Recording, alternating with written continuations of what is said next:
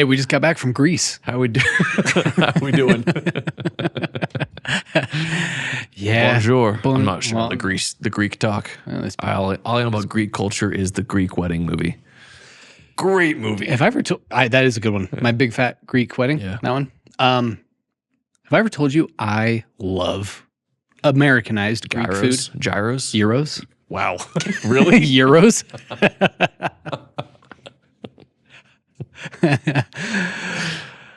You're joking. No, it's euros. That's the currency, Nathan. I know it's currency, but listen to this. Listen. You guys, if I'm wrong on this, it's a gyro. No, it's a euro, Jake. It's gyro or gyro? It's a euro. That's some money. It's a euro. There's a G. I know, but it's silent. So is it Greek food? How do you make Google pronounce it? I typed in euro pronunciation, but it's There not. should be like a pronunciation button. Let me see. Show me your phone. Oh, that's weird. Dude, Google. Just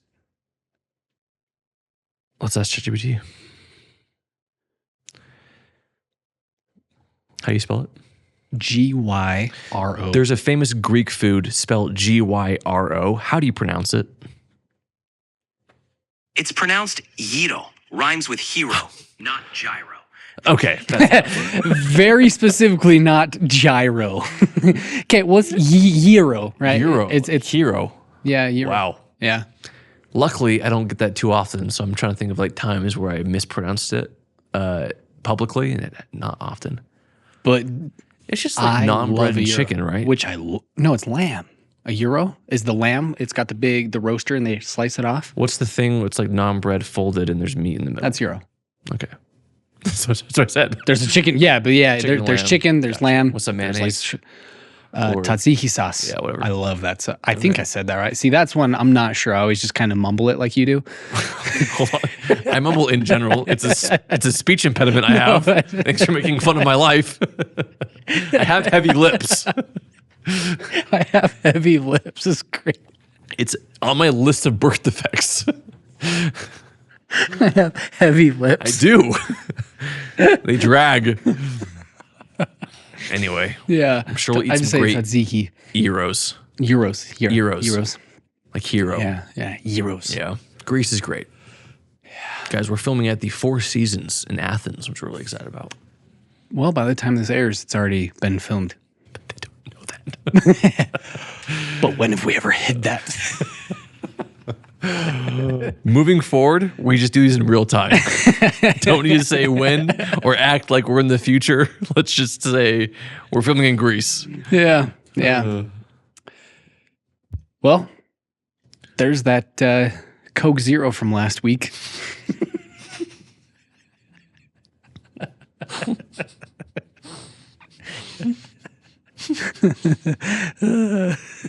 All right. That almost went all over you. I'll tell you right now, I should have. No, Jake, Anyway, I'm here's excited my about question today. for today. I'm excited for Back today. to business. Man. All I try to do is make this podcast successful, and you just derail us onto euros and gyros and gynecologists or whatever else. Whoa. Wherever else that word comes from. So, Nathan, what's the Yeah. biggest difference? Between No, you guys, the point of today, the topic of today, what separates a $1,000 videographer from a $10,000 videographer? And we're going to break it down to the letter. I want to talk about every link in the chain that makes up that $10,000 price tag, because we all know the phrase, you're only as strong as the weakest link. And if you want to be a $10,000 videographer, which I think a lot of us do, and we've been blessed to start booking recurringly,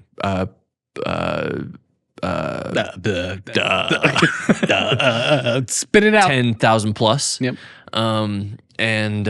But we've learned that even if you have if 9 out of 10 of the links in your chain are strong and match that 10K price tag, if there's that one, it could break everything and the whole thing can go to crap. But also with that chain, what's the point of booking a $10,000 wedding if you can't repeat it, right? So let's say you get that planner who gives you a Anyone 10, can get lucky. right? Like you get that 10, 15, what? We had Samuel, our buddy, who booked a 14,000, just pulled it out of his hat.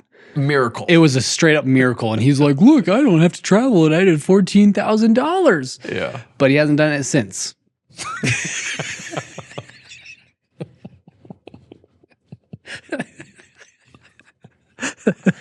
So he sucks.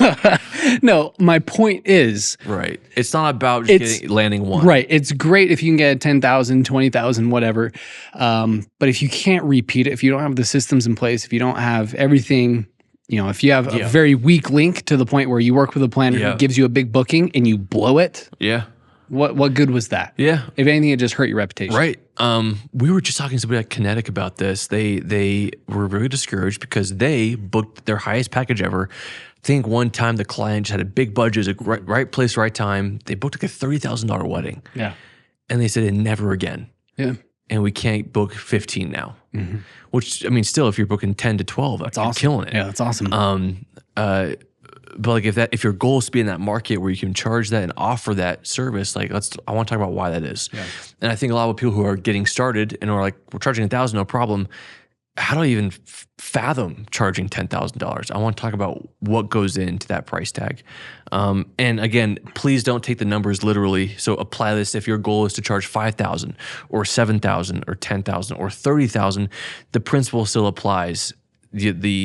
To offer that service, you have to be that service. And so I want to talk about in this podcast how you can, for lack of a better term, level up to become that price tag. Yeah. Because and let's just get this out of the way first. Name a single product that doesn't have a cheap and an expensive version. So before you come at me and say, well, charging $10,000 for a video is ridiculous. It's like, yeah, well, so is charging $8 for a bottle of water, but people do it. Like, it's about the experience you can give somebody.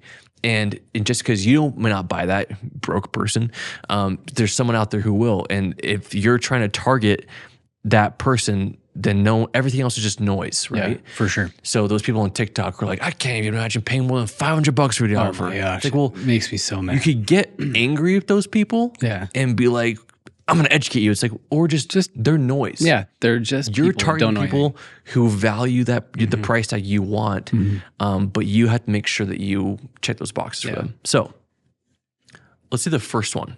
Okay, what would you say the first one is? I would say experience. Okay, I was gonna say. Okay, experience is a good one. Yeah. I was gonna say a filmmaker who is in that I would say 7+. I think once you get to 7,000 plus, that's a great place where you're like, okay, I got something going for me.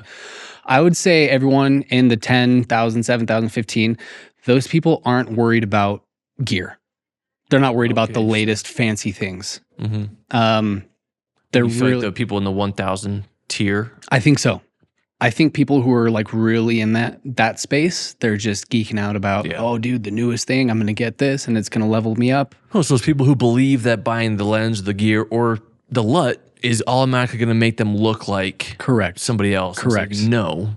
We shot a DM last night actually, and some guy was a great DM. He just said before I buy your LUTs, I don't feel like my footage will look like that. And I was like, correct. Yeah. You don't shoot the way we shoot. It's not meant to. You have to shoot a certain way. And he was like, well, how do I, okay, well, we have camera settings. Yeah. All about how you, all these things before you can just slap on an easy fix. And I agree. I think the people in the lower or beginning stages, we'll call it, or lower market, which there's no negative to that. I'm not trying negative connotation. Just lower market, price is relative. Think that it's all about the gear and the color and that to fit in. Where really it's just in my opinion, my answer, getting 1,000 hours as fast as possible. Yeah. No, I totally agree. Okay, this is something about me. I wish I was a really good photographer. I wish. Because remember when we watched John Dolan's presentation, it's like, dang, I want to go take pictures. Or anytime I see a short stash post, I want to pick up my camera and I want to go take pictures of just the city, the food, whatever. I would love to do food photography. Yeah. I really would. And there have been times where I do it and stuff, and I find someone who has that feed in that Instagram. Yeah. And I've actually bought presets before, and I buy them, I slap them on. I'm like, dang, this sucks, you know? Yeah. But I had this illusion of if I buy this, mine's going to look this good. And then I can maybe start charging for it, go to restaurants, blah, blah, blah. And I think that mindset is kind of like this shortcut that a lot of people do to evade discomfort. The discomfort of I'm not going to be able to increase my bookings until I do XYZ, until I make my films better, until I get in the right circles with people, until I learn how to dress for the wedding, things like that. So maybe there's a way to marry these two ideas. What you said about experience and the gear thing, I think the people who are in that higher end are more focused on experience than gear. Yeah, but I think it's because they've put the 1,000 hours in. Like, I'll just use Le Rêve as another example. When I went and shot Le Rêve for the first time, I was like, okay, they're not doing anything that we don't do, like shooting wise. Right.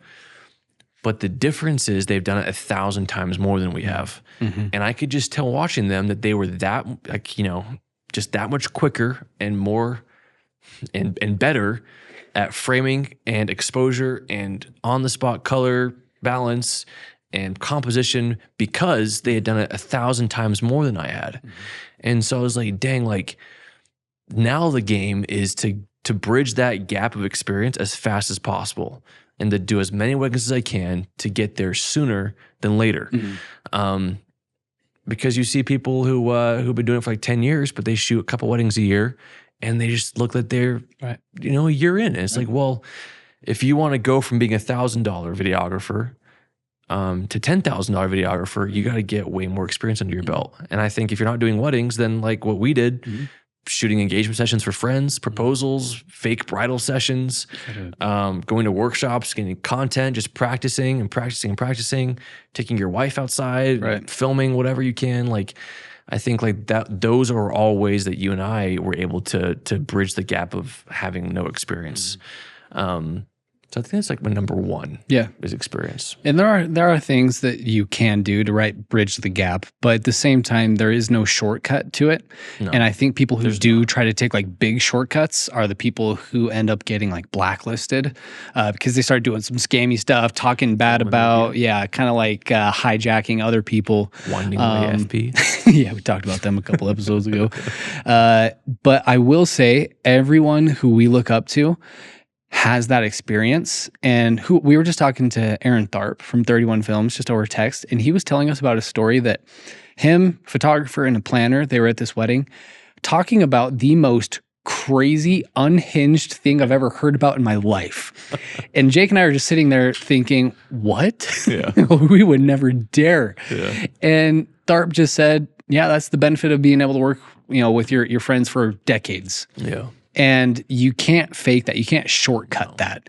And everyone who I think of, 31 Films, Le Rêve, Caleb, Russell, Jay and Mac, like when you show up to work with them, you'll notice they're just pretty loosey-goosey, relaxed. They're just having a good time. They're just hanging out with their planner friends they've been working with for decades, and they're pretty relaxed. And I remember when we first started filming luxury weddings, man, we were suit and tie, just stoic, no smiles, no laughs. Trying to be so serious. It's just that experience that we lacked.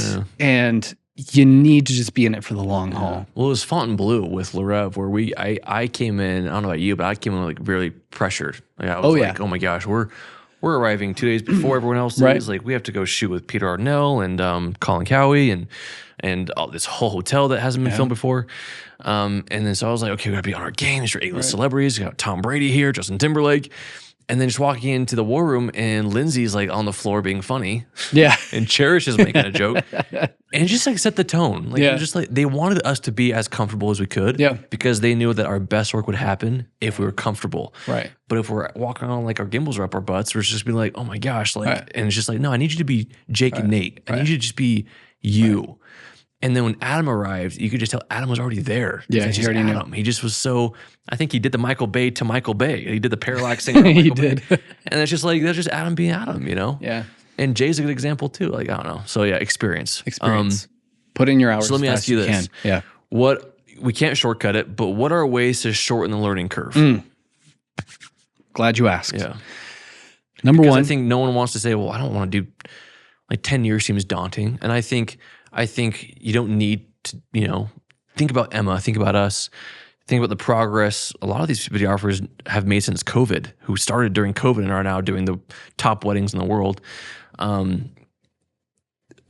They did it in a lot shorter time than others have. And so I want to no shortcuts, but how can you as a $1,000 videographer shorten the learning curve and quicken the road to get to $10,000? okay, that's a great question. Someone actually just posted about this in our Facebook group, pretty much almost verbatim. He's in his, I think, second year.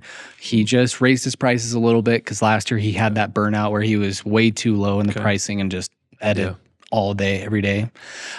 So he asked about, how to upgrade everything. And these are everybody else's words. I'll pitch in mine after. But we have someone saying, spend less on gear, more on coaches and courses. Okay. Another one, invest in a good mentor. Another one, invest in education. A lot of solid advice and good critique can come from this. Networking is key. Get out there, be seen in your area. Yeah, that one's huge. So I will say investing in education and courses. And I'm not just saying that because we have our own education and courses. It is a great course, and we do have a great workship coming up. It is. If there is a ticket left, we will link it in the description. There might not be. There might not be. Good luck. Well, yeah, if there is, you're lucky. Yeah, we're not. Yeah. If there's anything left, there's one left. Yeah. So I would say that is the most efficient way to shorten, to bridge that gap of experience, because how valuable is it? For example, my wife is training to become a Pilates I didn't know that. I'm joking. a Pilates instructor. Okay.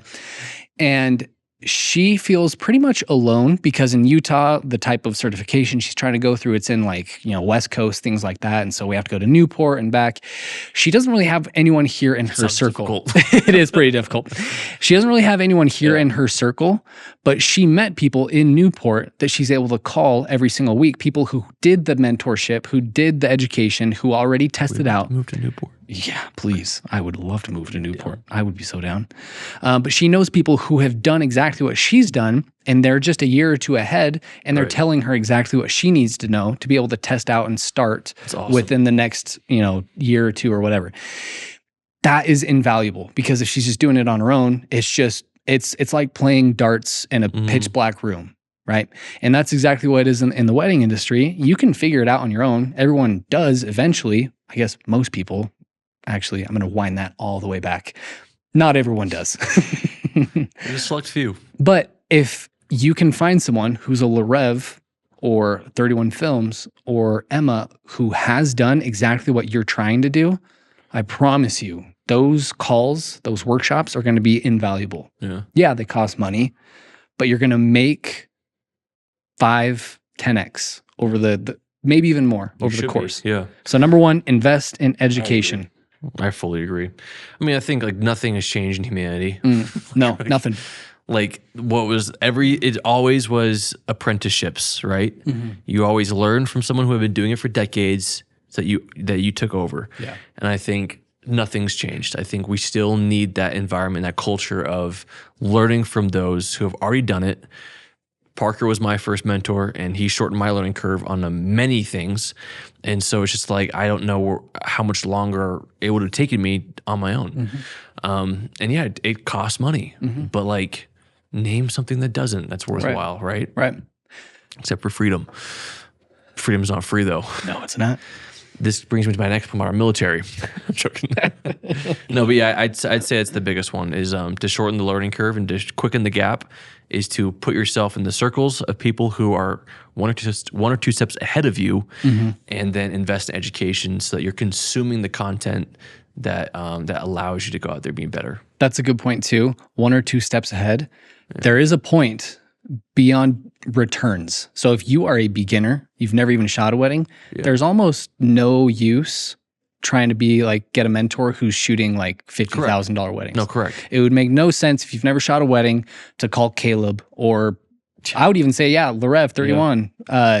Don't call him, because there's so much you don't know. Find someone who's just a little bit ahead of you. If you're at 1,000, try to find someone at 10,000. If you're at 10, try to find someone at 20, 30. That's what we're doing. I'd start being a third assistant tripod holder, and then hopefully after a year, second shooter.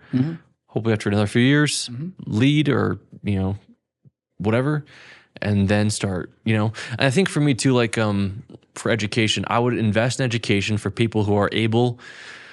Like our course is about helping beginners become full-time videographers. That's the whole point. Right. Our workshop, it's about helping videographers who are part-time getting the skills and the wisdom to go full-time. If you're a beginner videographer at $1,000, I feel like to learn from somebody, the best mentorship is somebody a few steps ahead.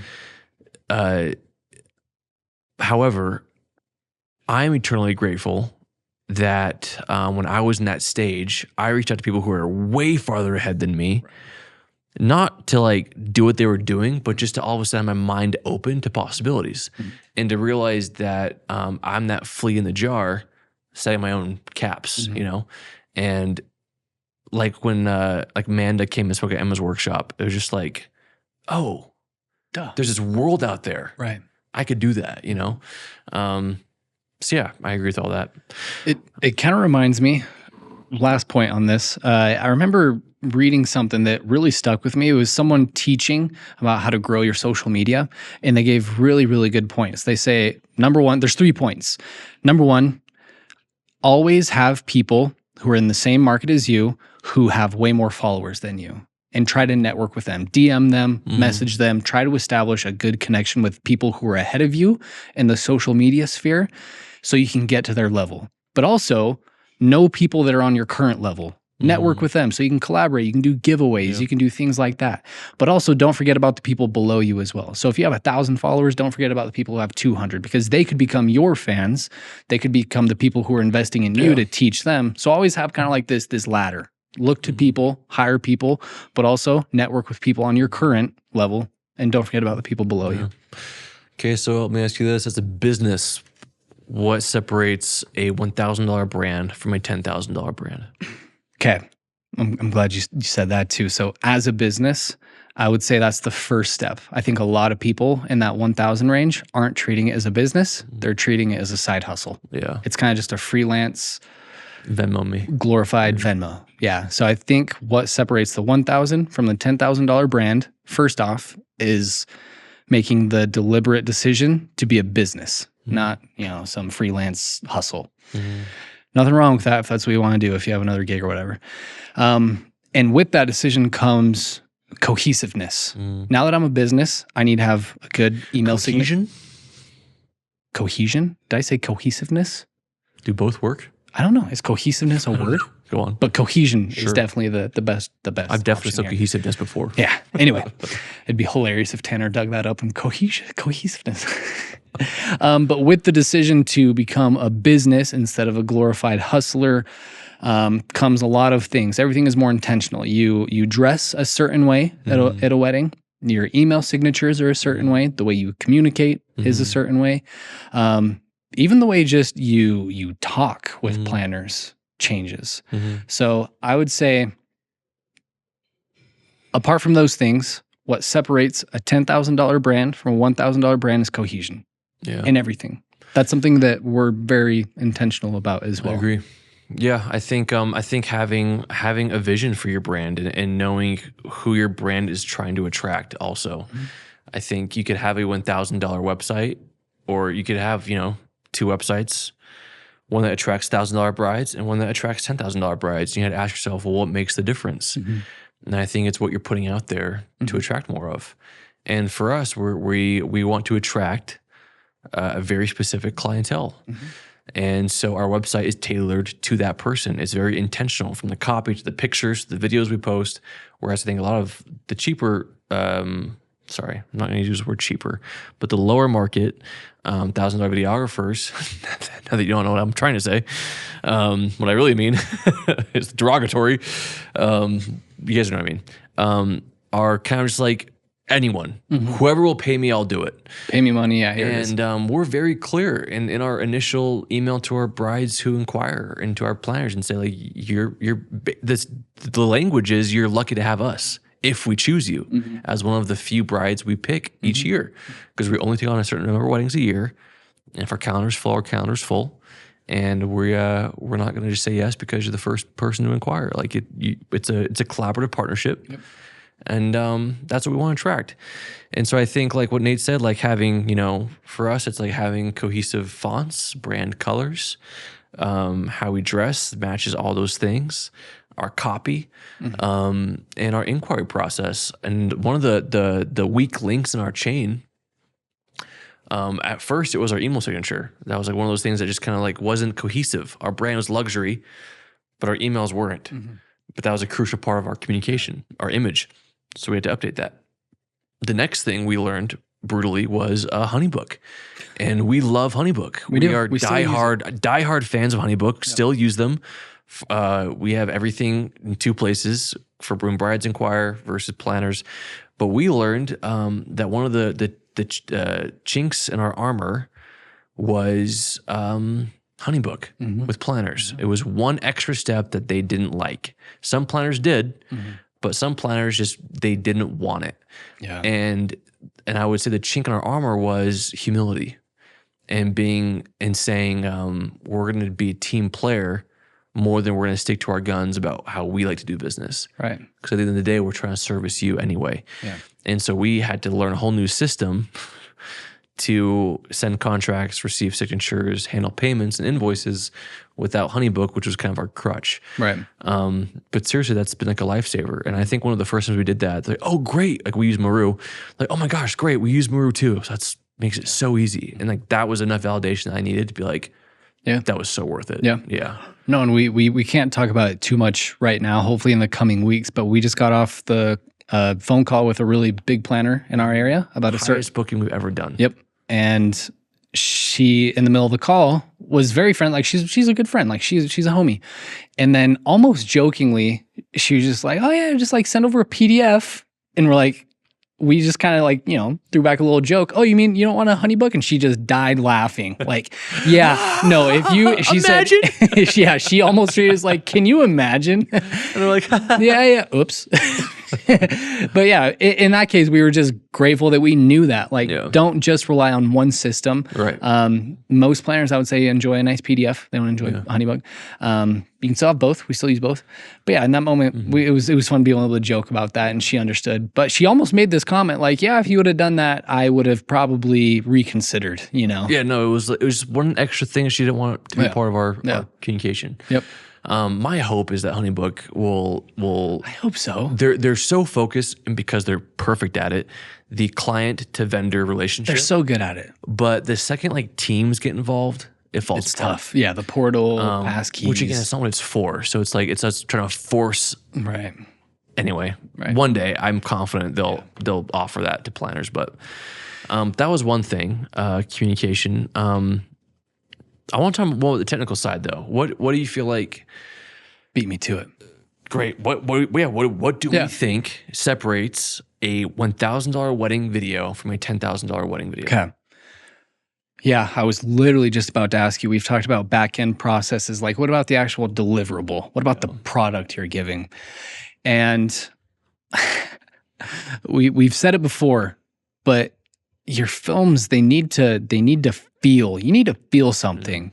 Very few people get into that market by just doing a copy-paste product with no intentionality for the music, for the sound, the emotion, the speeches, the storytelling. Like it's hard to get to that point with just a glorified music video, and that's a big reason why you and I developed the sound effects pack and everything that we do for digital assets, because they're small things that we like to put into our edits that just elevate it that much more. Yeah. For example, the Down and Morgan edit has a great score, like a good soundtrack, but there's a lot of little noises, a lot of little things, and people really notice that. It stands out.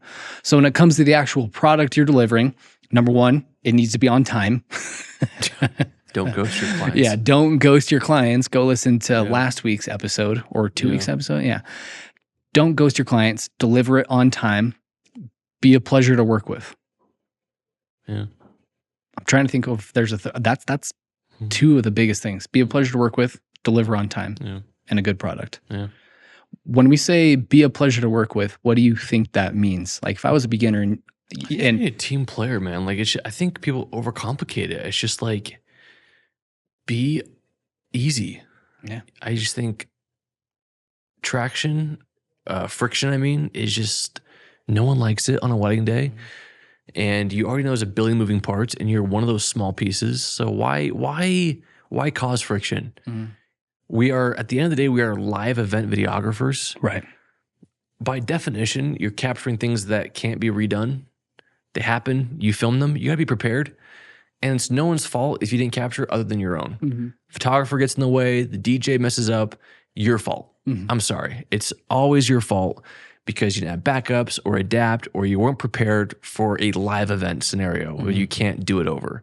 You can't trust people and rely on them. So I just think being a pleasure to work with is just being prepared.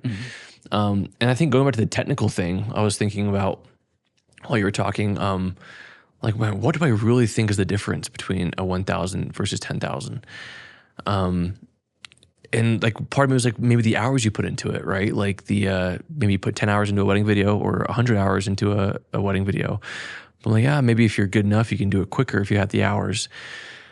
Then part of me was, I think you, at the end of the day, shooting and editing, I think the people who are charging 10,000 plus have perfected the basics. Yeah. I think when I look at amateurs, newbies, and then people who are charging 1,000 plus, they haven't perfected basic cinematography.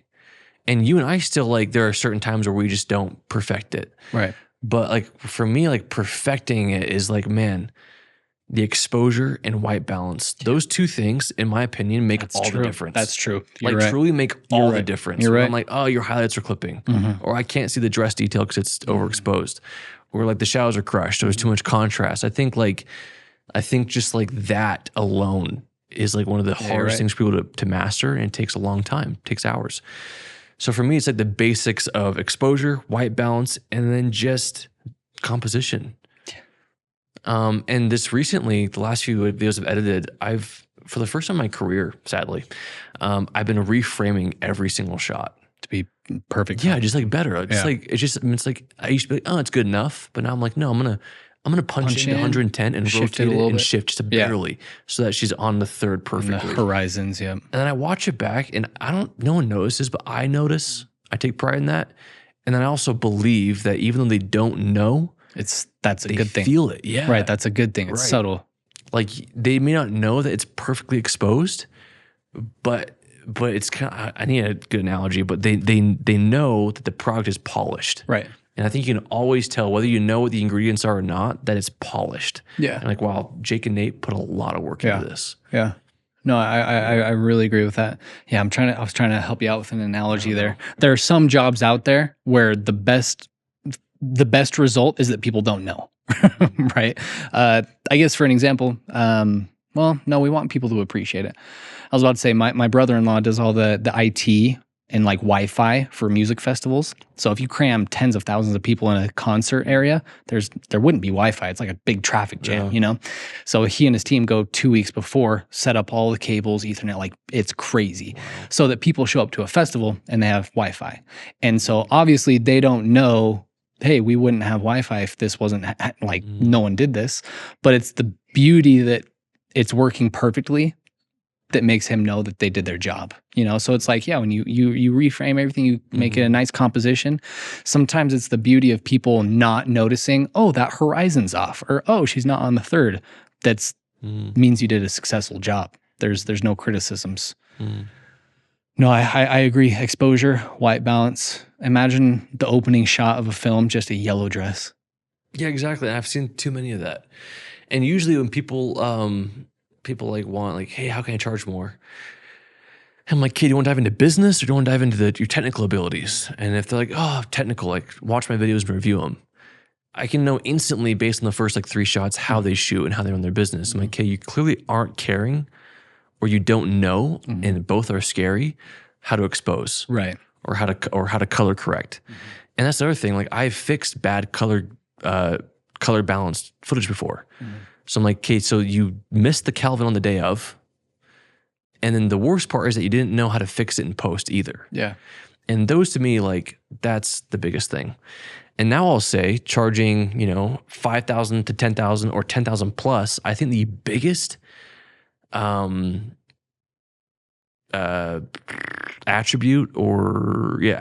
that we've gained to be 10,000 plus videographers is to be problem solvers. Correct. And not have to ask people. Like, I think 5 years ago, I've been like, told the planner, oh my gosh, like, this is happening. What do we do? Like, what do you want us to do? Like, we'll do anything you want. Like, and comes across as like being a team player. Yeah.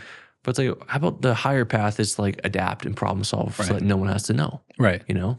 And I think at our last 2 years of weddings, like you and I have had to problem solve so many events live and struggles and issues where it works out and no one knew. And people would have been like, oh, you know, that was how the day was. Yeah. But it's like, well, we made it better because we are professionals. Yeah. Nobody wants a no person, right? Like imagine the planner comes up and says, we need this. Sorry, that doesn't work. Or, hey, I need this. Can you send me this? No, sorry. I only use Honeybook. Like you got to be a team player. You got to figure out how things work. And yeah, you got to adjust. Just figure it out. It's yes. Yeah. Obviously, you need to set boundaries so you don't get taken advantage of. And that comes with some trial and error, and hopefully the errors aren't too big. But yeah, setting boundaries, making sure that doesn't happen. But yeah, something happens, yes. Yeah, I was gonna say that to me is where gear starts to matter a little bit, is when you have to have the gear to be prepared for any situation. So the last few weddings with the bride or someone said, I don't want to have, just recently we were shooting in St. George, and the groom had a speech on his phone and he wanted to have his other hand available. Right. He wanted to hold his phone and talk with his hand. He's a very animated person. And we were in this venue, a restaurant, where it was very stand up and go. And he didn't want to, and there's no house system. And so I was like, okay, do you want to wear a lav mic? And he said, no, didn't want it on his jacket. Right. And I was like, yeah, I have a handheld mic. It doesn't project, but it captures audio. He said, I don't want to hold anything. And I was like, okay. So now we're down two options, right? Yeah. I was like, okay. So we had the TX660, and I said, okay, I'm going to put this recorder in your lapel, in your pocket. Can't see it, can't feel it, you're not wearing it. It's just in your pocket to capture audio. Will that work? And he said, that's great. And so I just put it in there, done, easy. I was like, man, I'm glad we had options because the other speaker did not want that. He wanted the handheld mic. Right. And so it's just like adapting, you know, and I could have been like, oh, well, sorry, that's what you have to do. But it's like, no, like we have the tools. Figure it out. Let's be a pleasure to work with and team players and say, yeah, no problem. We got you covered. Whatever you need, we got it. And I think that's what allows us to charge what we charge. Yeah. Okay. I actually thought of something that I'm really passionate about right now. I'm really passionate about. Oh. Diet Coke versus Coke Zero. No, okay. I'm trying to figure out how to I guess put this point across. To be in a higher market. Okay, 2 points I want to cover. If we were to put two philosophies of breaking into the luxury market against each other, one is networking, knowing the right people, and the other is technical, how to work your camera. Networking is going to win every time. You're going to get there faster knowing the right people. If you have a friend who's a planner throwing huge weddings and they know you do video and they know you're pretty good, you're going to get there faster than someone who that planner doesn't know who knows their camera perfectly. Right. I mean, we know people. She's talked about a lot. Emma is one of our best friends, business partners. Yeah, she was filming $20,000, $30,000 weddings in that range, and she still wasn't very comfortable with all the technical stuff that we were. Like she was asking us, hey, like this setting on this camera or this gimbal. And so she approached it all network and then approached it with the technical. I would say even Caleb, East West Films, love everything he does. When we show up and film with him, he's breaking all of the rules that we thought we knew. He's filming everything on like a 10 millimeter. Have a heyday. Yeah, he's like on a fisheye lens the whole day, and we're just like, whoa, like crazy. So networking is always going to get there faster than I would say the technical. Okay. But the point that I really want to get across is to be in the luxury market or a bigger market, you need to improve your soft skills. I can't think of a single vendor who is in a really high tier that isn't just a fantastic people person. Yeah. Not that I know I'm of. thinking of Yeah. every single person, and their soft skills are dialed in. Yeah. You love being around them. They know how to converse with people, give Well, compliments. they walk in like they've been there for years. Like They're they they're know- confident. Exactly. And that comes with some experience. But I think that's a big hang up is people get into the industry. And this is kind of an industry for introverts. They're in their editing cave all day and they're really uncomfortable when they're around people. So if you're in that camp, it doesn't matter if you're an introvert. Like there are plenty of people who are, but they can turn it on when they're in a setting, learn how to have some soft skills with people. Yeah. And that's going to be huge. Agreed. Yeah, I think at the end of the day, it's what we talked about. It's really taking a step back and saying, "What's my goal?" And again, we're not. This isn't a pitch to be a $10,000 videographer. No. I'm just saying, if you're wanting to raise your price in any degree, you have to understand, well, where's the value coming from? If they're paying $10,000, where's the value? Is the value all in the film? It better be a damn good film. It better be. Is it all in the experience? My film's not that great. Okay, well, you better be a great experience. Is it all in, my relationships and great friends and relying on just them pulling for you? But then it's like, well, then you're not really in power. So for me, it's like just blend them all. It's not hard to do, and just offer a good product, have a good brand, and be a pleasure to work with. That's all it boils down to. Okay, well, how do I be those things? And we've talked about is just breaking apart. Like, okay, let's look at my entire funnel. Where's the chink in my armor? Right. And then fixing that thing, becoming that thing. And again, not to push our products, but I will shamelessly, because we really just built things that we wish we had. Right. And that we wanted to give back to you. And also our course is a good example of just questions we always get. And it's like, well, my time is valuable. Your time is valuable. And the course is really just a product of us saying, because we know what we're worth, I'm not going to spend all day, which we could, answering the same questions in DMs. I'm going to make something that answers all those questions in one place. And we were selling it for 60% off. It's seriously, it's awesome. But the point is, what those people will comment on that post is you need to find an apprenticeship or a mentor or education or a way that you can learn what you don't know. I can't imagine doing this without someone telling me, hey, here's what you don't know, by the way. Like, by the way, you might want to get 2 cameras on that. Or by the way, you might want to get TX660 because sometimes the audio will fail. Like that type of stuff I just need to know, right? So yeah, my advice to you is if you want people to invest in you, I've been saying this for years, you need to invest in yourself. And there's so many tiers of investments you can do, from small products to courses to mentorships to workshops. And luckily we offer all those things. Again, not a pitch to you. I'm just saying you don't have to look too far to find those resources. And if you don't want us, I will give you happily, don't care about competition at all, 10 people who have products and courses and workshops and mentorships that I would highly, highly recommend. So the point is, invest. We do it. We never won't to that. So we're always looking at people who are steps ahead of us and learning from them.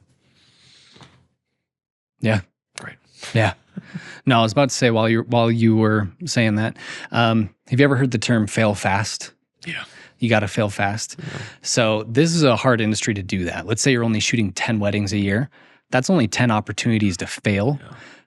Imagine you're a software developer. You want to fail fast, be a good developer. You can make hundreds of mistakes a day, and that's going to make you a great developer in a relatively short amount of time. If you're trying to fail fast in this industry, but you only have 10 chances spread throughout 12 months, you gotta up those. You got to make sure those failures come quick, or you're learning from other people as fast as possible. And so that's the value in education. That's the value in workshops. That's the value in courses. To me, the biggest value in workshops is failing fast. Oh, and because you can. It's asking dumb questions during the educational portions, and then just trying new things on the shoots and failing. Yeah. Like in Ireland, when Jay and Mac were leading a session, probably my favorite session of the whole entire workshop. It was cool seeing them leading the Jay and Mac run around the couple shot, and everyone got to try it. Some people pulled it off. Some people didn't, because they realized that this isn't my style. Pretty quick, it doesn't work with an 8-5. Yeah, and they're just like, I don't like this style. But if they would have tried that at a wedding, GG's. Exactly, like it's over. There it goes. So workshops, courses, coaching calls, fantastic grounds to be able to ask questions and make mistakes. So we're gonna link all those in the description below. Is there anything? That's all I got for you. Is there anything you need to tell me? Do you have anything to tell me? No. Are you expecting? Look at my shoes. Oh my gosh, she's pregnant. No, No, you guys, no, we're no, always here nothing. for you. Our DMs are always open. We love you. Thanks for listening. We'll see you in the next one.